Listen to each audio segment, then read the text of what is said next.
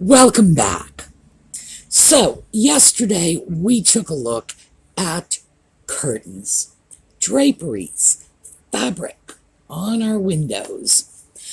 And I thought we would take a look at some alternative window treatments, some of which, by the way, also include fabric. But we're not going to be talking about traditional uses of fabric. So, when we come back, we are going to take a look at some alternative window treatments.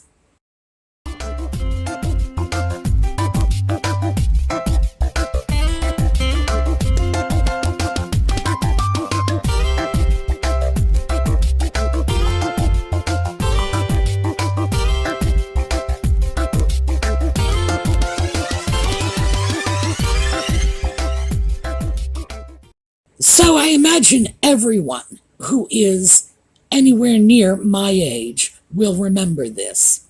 This is the ubiquitous Venetian blind of the 1950s. Now, this particular blind configuration had actually come around before the 50s. You could see these in the 30s and 40s. The Venetian blind, although it's disputed that it was invented in Venice, dates from about the middle of the 18th century. So we need to keep that in mind. It's something that has only been with us for maybe 250 years. The technology is relatively simple, and of course, the technology has been streamlined over the centuries. But the idea of independent slats bound by cords or ribbons that could be raised and lowered, that's what we're talking about when we talk about the original Venetian blinds. So, as we all remember from back in the day, when we had these blinds, they were made of thin metal, they had wide cords and bands on them. You could raise and lower the blinds and tip the individual slats to different levels. So, for example, you could turn them away from the incoming sun so you would get light without getting glare. There were some very serious problems. First of all, these were a monster to clean, as anybody who's struggled with Venetian blinds in a bathtub full of soapy water can tell you. All you had to do was tap the little buggers the wrong way, and those metal slats would bend. They did a good job for what they did, but they were far from optimal. What came next was something along these lines. These are what we would call mini blinds. They are metal or plastic. In the 1970s and 80s, we started seeing this configuration come out. Prior to this, in the 60s and 70s, Venetian blinds were not just passé, they were considered unbelievably ugly, and people got rid of them. So, new technology, and the blind was back. Why? Because it worked. Later, we got blinds like this. These were wide, they were often thicker plastic or even wood. They were very popular in the 80s and 90s when they were known as plantation blinds. And we need to talk about that a little, because in fact, plantation blinds are really a form of shutter. And we're going to take a look at shutters in a few minutes. But right now, just take a look at this, because this was the thing in the 80s and 90s. And here they are, a better image where you can see the thickness of the individual slats, and right next to that you are seeing the almost invisible cords that were used to tip the slats or raise and lower the blinds. Now, this is another, what we would call a form of blind, but in fact, this is actually a shade.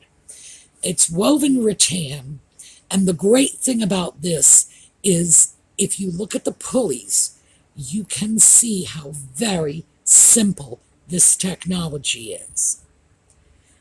The shade came out in the middle of the 18th century, along with the Venetian blinds. They were both born in Europe, but the Venetian blinds were born in Southern Europe, possibly even the Middle East, and the roll-up shade was from the Netherlands, from Holland.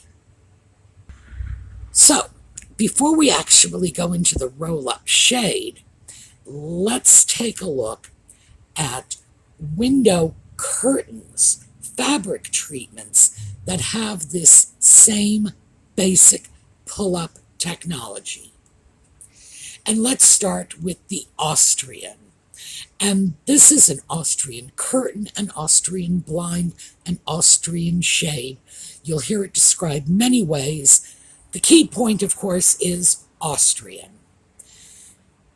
These were really coming into their own in the 1970s. And the 1970s was a time when very opulent window treatments were considered the ultimate classy way to do your home.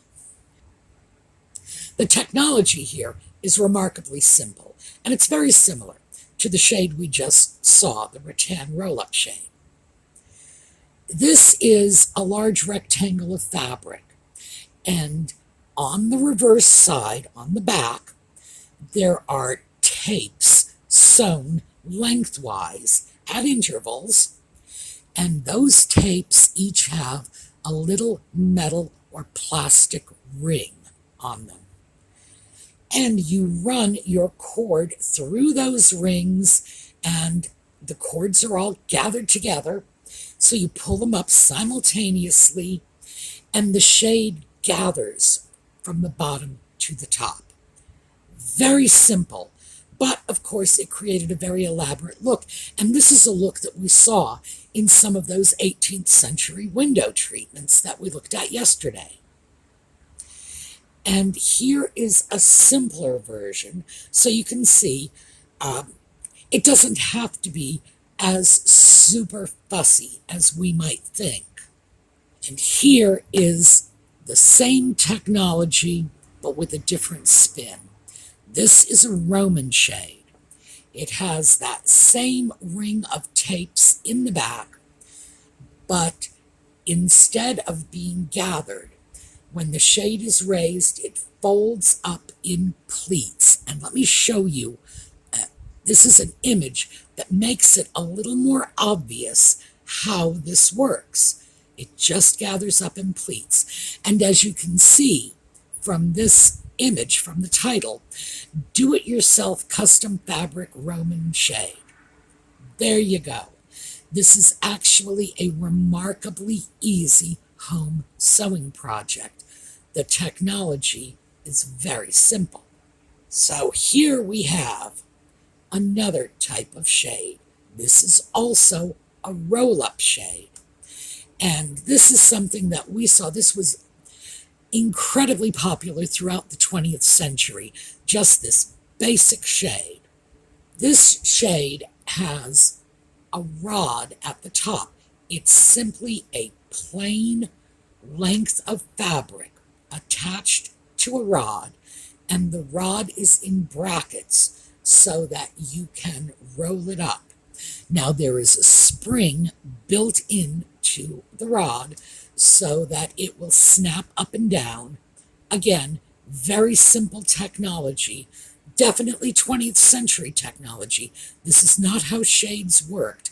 When they were first invented in the 18th century, they would have worked along the lines of those roll-up rattan shades. But this was your basic window treatment throughout the 20th century, at least in the United States. And here we see the same shade, only in a modern setting.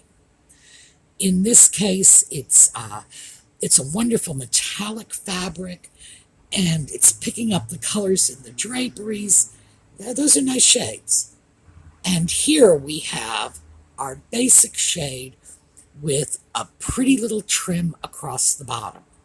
And that was the sort of thing, just as the last two were, that you could see throughout the 20th century. Now this is something a little different. Now we are moving into shutters. And this is a Bahama shutter. The shutter is affixed to the top of the window and is opened out from the bottom. Now we are accustomed to seeing shades like these, shutters like these, in the Caribbean. They provide excellent protection in a hot climate against the torrential rains. We're not really used to seeing these as interior window treatments, but they absolutely were. So let's just take a quick look at this. This is just a short clip from a movie about Vermeer the artist. And notice, she is raising what we would call Bahama shutters. And these shutters are on the interior of the room. So now we've gone back to what we were talking about earlier, which is the plantation shutters or plantation blinds. This is actually what a plantation blind is. And at this point, we should probably come into the discussion of blinds and shutters. A shutter is usually a piece of solid wood that covers your window. A blind is a piece of wood with louvers in it. Now, here's the snag. Today, you will see those definitions reversed. You see window treatment companies simply coming up with their own versions of these definitions. So don't sweat it too much. Even the dictionaries don't agree about this. Now, these are shutters, or blinds, if you will. They are fixed, attached to the window. You can open them as you would open a door, or in fact, as in the case of the Bahama shutters, you can raise them, but they are wood. They are not going to be pulled up and compressed into that little tiny strip under your curtain valance the way a Venetian blind would be. These were very popular. They're still fairly popular. But let's take a look at this. Now, amazingly enough, I had a lot of trouble finding good images of this. These shutters, these are interior shutters, and these were popular from colonial America right through the Victorian era. This shutter would have folded back along the side of the window and stay right in that window opening. Let me show you. All right, see how the shutter has just folded back against the window opening. This is how it was done. And if you go to places that have a lot of early or even late Victorian homes, if the homes are large enough, you're going to see those shutters. And here, this is great. This is a wonderful window. But this shows you how really versatile these blinds and shutters were. Some of them are solid, some of them are louvered, all on the same window, and quite frankly, they are all most likely original. And as you can see from this window, we are probably looking at a building built in, I am going to guess, around 1870. And here we have another image, and now this is modern. So, but it's showing you the mechanics of these shutters. The top shutter, as you can see, is folded back into the window frame. The bottom shutters are pulled out and they are in the closed position. This was something, especially in our country, in New England, with harsh winters, boy, that was a standby for 200 years. So let's have some fun now and take a look at different ways that are not so traditional to deal with your windows. This is a tablecloth. Now, ordinarily, a drapery that covers a doorway is called a portiere, and we all know that from Gone with the Wind. Remember Scarlett and her beautiful green drapery dress? The reason they put curtains over open doorways back in the day was because they didn't have central heating, and it kept the rooms warm. It kept the cold air from sneaking out into the hallways or into other rooms that were not occupied. And this is just a magnificent lace tablecloth being used as a portiere, which obviously means it could be used as a curtain. This is another example, and look at how simple this is. This is a tablecloth on what has to be one of the simplest curtain rods I've ever seen, and it is simply stitched to a couple of rods. In fact, it might not even be stitched. You can get rings that have little clips, so all you have to do is just snap the little clip on your tablecloth. Voila, curtain.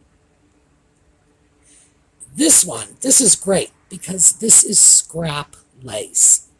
This is for those of you who have been collecting lace over the years and your lace is damaged, but you can still pull out a few good sections. It's just a patchwork quilt of lace for the window. Here's another one. These are hankies. This is somebody's hanky collection that has been turned into a window valance. They have just been tacked up on a rod by the very corners so that they have a wonderful angled design. It's very full, it's very thick, it's very colorful, it's very busy. If you like your hankies, boy, this is the way to go. And here's another one. And these hankies have been stitched with probably a ribbon along the tops of the hankies, creating a rod pocket, because that is a rod pocket valance just made of a collection of random vintage hankies. Again, very striking, very unique, very individual. Or how about this if hankies don't grab you? Now, everybody who is my age is going to remember this just as clearly as they remember those nasty Venetian blinds. Oh my, yes, back in the 60s, and our beaded curtains. So, if that's a little too hippy-dippy for you, let's take a look at this. This is definitely much more boho. It has a great, natural, sort of, I don't know, casual, earthy kind of look to it. Very sweet. I could really see doing something like that in a porch, or perhaps this is a laundry room. This does not look like a formal room to me, but yeah, really works. Or this one. Now, this is something that could go well in a more formal room. Not purely formal. You have to have a sense of whimsy to be comfortable doing something like this. But this is just great. This is a fabulous, what we would call a swag valance made out of beads. Or Going back to my adolescence in the 60s, how about a macrame curtain? You can make these yourself so easily, or you can buy them. They're really great. There's a lot of artistry in this. Many of us know macrame from when we were young people and we actually did this. So I wouldn't be surprised if a number of our viewers have the skill to create something like this just because it was our thing when we were kids. Also, I don't know if you'll recall, when I did the series on bathrooms, I believe it was a bathroom from the 1980s that had a wonderful macrame curtain. And if you'll recall, the 1980s had no color. It was nothing but off-white, everything off-white all the time. And I really felt the inclusion of a macrame curtain gave that dull bathroom just a real punch. So how about this? If you don't like all that much macrame, how about just a tiny little macrame valance? And as you can see, there is a sheer curtain underneath, and the valance is on a separate rod that's hung in front of the curtain. You can actually see the way these two window treatments are placed on the window. The curtain in the back, and then this wonderful little macrame valance in the front. I think that's really nice. And now we are getting into something that I'm going to have to confess. I have a real soft spot for this. And this is sari fabric. Now, this is curtains made from sari fabric. In other words, this is intentional. You buy this, somebody's done this for you. And you can get some amazing patterns and textures and colors. But here, take a look at this one. This is just saris. And as you can see, they're just caught up by the corners and hung from a rod. All kinds of different saris, different colors, no rhyme, no reason. And those of you who are unfamiliar with saris, I want you to keep in mind that with a genuine sari, there is a wide section on the bottom end of that sari that has very elaborate design work on it, and it runs right up one edge of the fabric. And what that means is you can get a piece of fabric that has its own built-in decorative edge trim and its own built-in, usually about 15 to 24 inch valance. So definitely give this one some thought. Okay, that is what I have for you today. This is essentially our look at different options for your windows. If you don't want to stick with what everybody else is doing, oh, for heaven's sake, just express yourself, because some of these designs are just absolutely incredible. Okay, we're going to take a look at a slideshow on the way out. I hope you all have a terrific day. Those of you who stick around for the Just Chatting series, we will be back at 8 o'clock this evening. For the rest of you, we'll see you next weekend.